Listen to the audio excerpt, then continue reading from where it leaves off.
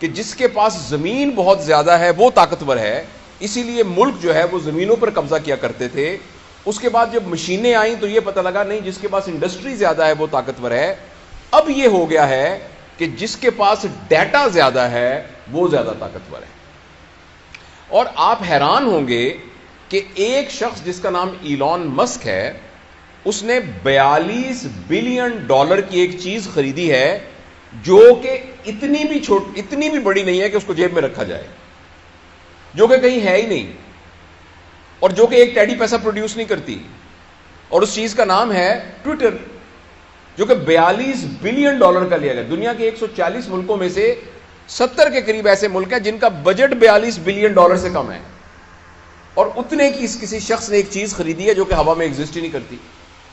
تو آپ حیران، اس بات سے حیران نہیں اس نے کس لیے خریدی ہے ایک چیز.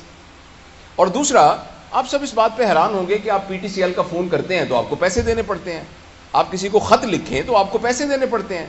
یہ فیس بک مفت کیوں ہے؟ یہ واٹس ایپ کے اوپر ویڈیو کالز مفت کیوں ہیں؟ یہ آپ ہزاروں تصویریں بھیجیں، یہ مفت کیوں ہیں؟ اور جس بندے نے واٹس ایپ بنایا اس کے بلینز آف ڈالر خرچ ہوئے ہیں، وہ پاگل ہے کہ ہم سب کو مفت دے رہا ہے. فیس بک مفت کیوں؟ اس لیے کہ اس بھٹی کا ایندھن میں اور آپ ہیں. میں اور آپ ان کو ڈیٹا پرووائڈ کر رہے ہیں، ہر انڈیویجول کا، اور یہ ڈیٹا کیومولیٹ ہے. صرف ڈیٹا سے کچھ نہیں ہوتا، ساتھ ایک پیرالل جو کمپیوٹنگ پاور ہے وہ اتنی انٹینس ہو چکی ہے کہ جس کے نتیجے میں آرٹیفیشل انٹیلیجنس کی وجہ سے آپ کی ایک ایک بات ہر فرد کی ڈیٹا کی شکل کے اندر لوگوں کے پاس موجود ہے. اور جس کے پاس ڈیٹا زیادہ ہے اب وہ اس دنیا کو رول کرے گا. گوگل نام کی ایک کمپنی دنیا کے بہت زیادہ ملکوں سے زیادہ امیر ہے، اور گوگل کوئی ایک ٹچ بٹن، ایک سوئی، ایک دھاگا نہیں بناتی. پھر وہ دنیا کی کیوں امیر کمپنی ہے؟ اس لیے کہ اس کے پاس سب کچھ ڈیٹا ہے. لہذا پہلے جب انسان ایک ڈیوائن گائیڈنس کے ذریعے اپنی زندگی گزارتا تھا، پھر اس کے ذہن میں آیا کہ جو مجھے اچھا لگتا ہے میں نے ویسے زندگی گزارنی ہے. ابھی کچھ عرصے کے بعد ہمارے ہاتھ سے یہ پاور جانے والی ہے. اب الگوریدمز ڈیسائیڈ کریں گے کہ ہم نے کیا کرنا ہے.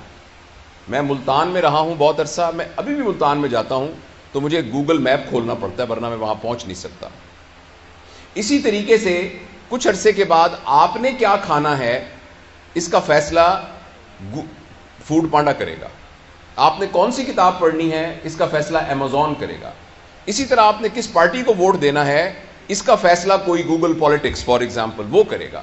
اگر آپ مجھے اجازت دیں کہ آپ نے کون سا کیریئر اختیار کرنا ہے، آپ نے کس لڑکی کے ساتھ شادی کرنی ہے، آپ نے کس ملک میں سیٹل ہونا ہے. اچھا، اور کیوں؟ اس لیے کہ اس سے پہلے آپ کو جاننے کی ذمہ داری آپ کی اپنی تھی، اور ہر شخص کی اپنی ذمہ داری تھی کہ وہ اپنے آپ کو جانے اور اپنے لیے جو بہتر ہے اس کا فیصلہ کر سکے. لیکن اب آپ کے اور میرے ساتھ کمپٹیشن ہے الگوریدمز کا اور ڈیٹا کا، اور اس الگوریدم اور اس ڈیٹا کے مقابلے میں یہ ہم سے جیت جائے گا.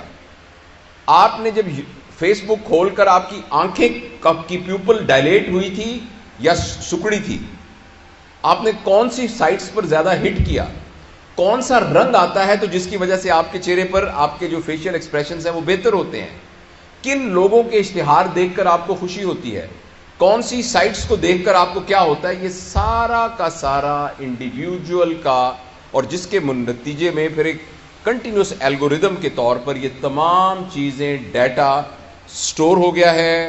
اس سٹور ہونے سے ہم سب کے ساتھ اب مقابلہ ہے الگوریدمز کا.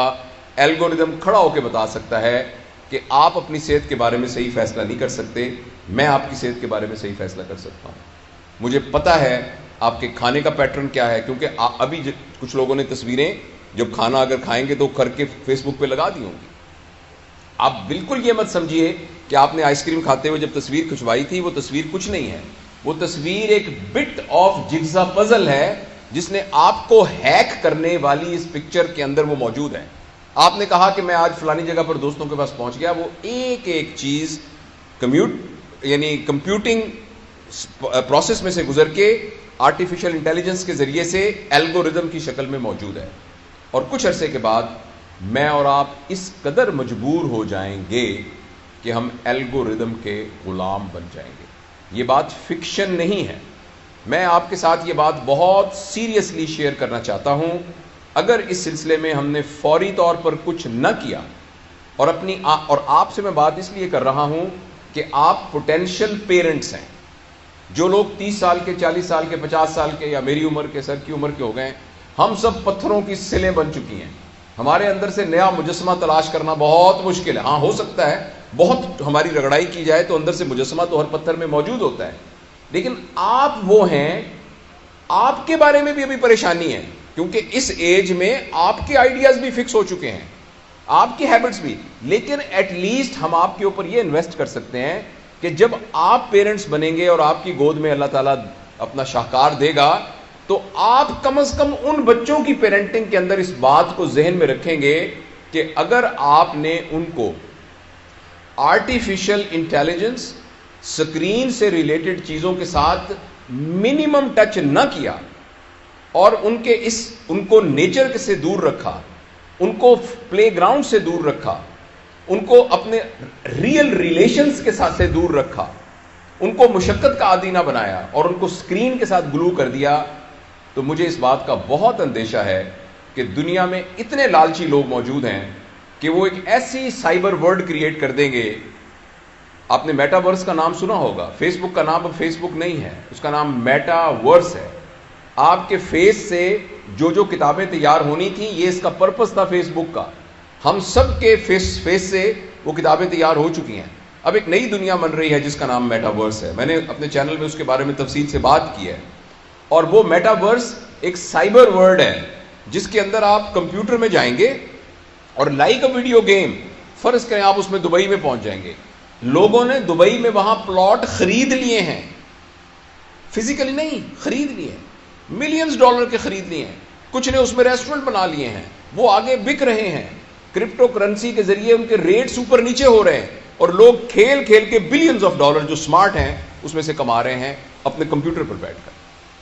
اب میں آپ سے آخری جو خطرناک بات شیئر کرنا چاہتا ہوں وہ یہ ہے کہ اگلے 10-15 سال کے اندر جو جاب مارکیٹ ہے وہ ٹوٹلی ڈسٹرب ہونے والی ہے. مجھے آپ یہ بتائیں کہ ایک آدمی بیٹھا ہوا ہے فزیشین اور وہ آ کے علاج کر رہا ہے، جنرل پریکٹس کر رہا ہے، الگوریدم اس سے زیادہ بہتر طریقے سے ڈائگنوز کر سکتا ہے. کیونکہ ہیومن ایرر اس کے اندر نہیں ہوگی اور آرٹیفیشل انٹیلیجنس اتنی ہو رہی ہے کہ ایکچولی شاید ہو سکتا ہے آپ ایک ایپ ڈاؤن لوڈ کر لیں اور اپنی 60-70% بیماریوں کا خود علاج کرنا شروع کر دیں لوگ، یا کہ کمپیوٹر ایکسپرٹ کے ذریعے سے علاج کرانا. آپ کو یہ بات انہونی لگ رہی ہوگی مگر یہ بات ہونے جا رہی ہے. اور بہت سے وہ پروفیشن جن کا تعلق ایکچولی ٹیکنیکل یعنی پروفیشنز کے ساتھ ہے، وہ ساری کی سارے چینج ہونے جا رہے ہیں اور کچھ عرصے کے بعد وہ جاب مارکیٹ میں وہ کنونشنل پروفیشنز کی کوئی ضرورت ہی نہیں رہے گی. اور ایک آدمی ہے جس کا نام یووال نووا ہرارے ہے، ہسٹورین ہے، اس نے اپنی مختلف 3-4 کتابیں اس کی بڑی مشہور. اس نے یہ کہا ہے کہ نہ صرف یہ کہ نئی جابز کریٹ ہوں گی، مگر نہ صرف یہ کہ پرانی جابز میں لوگ جاب لیس ہو جائیں گے بلکہ وہ جاب ایبل بھی نہیں رہیں گے، ریڈنڈنٹ ہو جائیں گے. تو یہ بہت ایک سیریس چیلنج ہے. مجھے اور آپ کو اس سیریس چیلنج کے لیے تیار ہونا پڑے گا اور یہ ہماری آنکھوں کے سامنے. آپ میں سے پتہ نہیں کتنے لوگ ہیں اگر اپنے دل میں جھانک کے دیکھیں تو ہم میں سے 80-90% اسکرین ایڈکٹس ہیں. تھوڑی دیر کے بعد اگر یوں کر کے موبائل نہیں کریں گے تو ہمیں دل میں خودبود ہونی شروع ہو جائے گی، ہمیں ڈوپامین کی ڈیفیشنسی فیل ہونی شروع ہو جائے گی اور یہ اسکرین ایڈکشن بڑھتی جا رہی ہے. پلیز میں آپ کو یاد کرانا چاہتا ہوں کہ یہ اسکرین ایڈکشن میں صرف یہ خطرہ نہیں ہے کہ آپ کو پلیجر مل رہا ہے اور یہ غلط بات ہے، یا آپ ایڈکٹ ہو گئے یہ غلط بات ہے، یا آپ کا ٹائم ویسٹ ہو رہا ہے یہ غلط بات ہے. اس کا سب سے بڑا خطرہ بات ہے کہ آپ ہیک ہو رہے ہیں، آپ غلام بن رہے ہیں اور کچھ عرصے کے بعد آپ کی زندگی آپ کے اختیار میں نہیں رہے گی. اس سے بچنے کے لیے ہمیں ابھی ڈراسٹک اقدام کرنے پڑیں گے. اسکرین کے یوز کو منیمائز کرنا پڑے گا، اپنے ڈیٹا کو مفت میں آگے نہیں دینا پڑے گا اور اس سلسلے میں اپنے لیے کوئی ڈسپلن قائم کرنا پڑے گا.